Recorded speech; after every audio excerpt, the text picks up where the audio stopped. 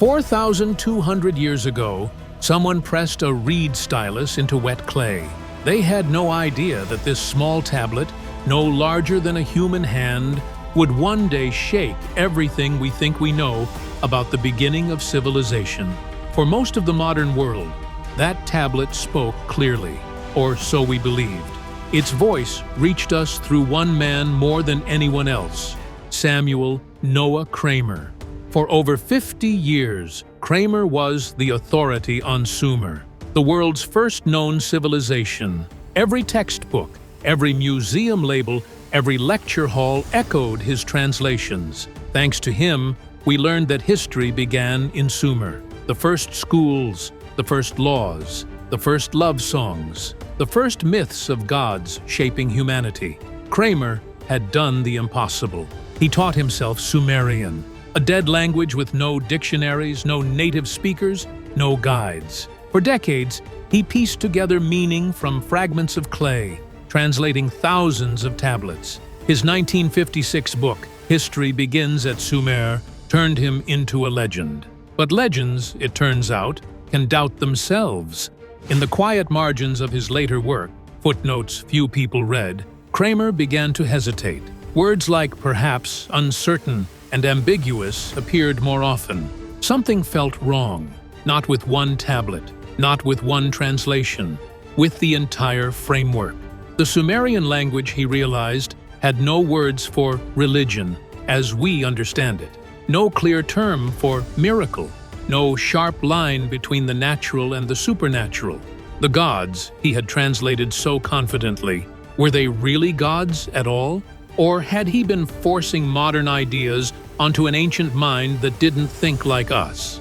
Then, near the end of his life, Kramer returned to a tablet he thought he knew well. A text from Nippur, dated around 2100 BCE. He had translated it decades earlier as a familiar story, gods granting civilization to humans as a divine gift. But at age 91, reading it again, something unsettling emerged. The word he had translated as gift could also mean awakening. The word for human could mean the sleeping one. And God, that word might mean the fully aware power.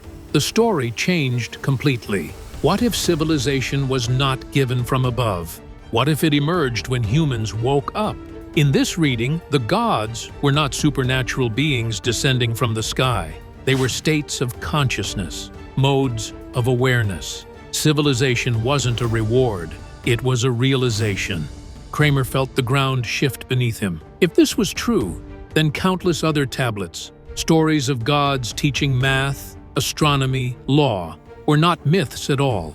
They were metaphors, descriptions of sudden cognitive transformations, moments when human perception itself changed. He called it a collapse of understanding, not theirs, but ours. The evidence was everywhere once he looked. Sumerian mathematics used base 60, not because it was convenient, but because numbers were perceived differently. Their astronomy appeared too advanced, too sudden, as if patterns were seen directly rather than slowly calculated. Even their technologies seemed to arrive in leaps, not steps. And then there was the fall of Sumer.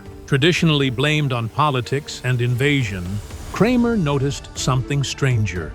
Later texts became narrower, more practical, less cosmic. The famous king list recorded rulers reigning for tens of thousands of years, then suddenly switched to normal human lifespans. Not myth becoming history, Kramer thought, but consciousness changing. What if Sumer didn't just collapse politically?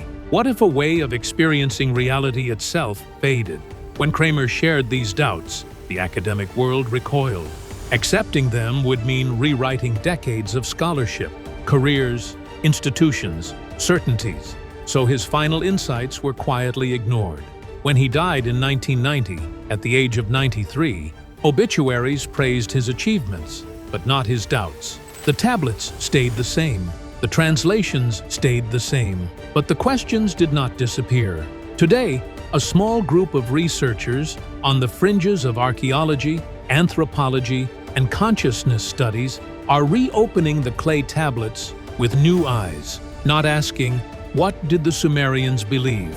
but asking something far more dangerous. How did they experience reality?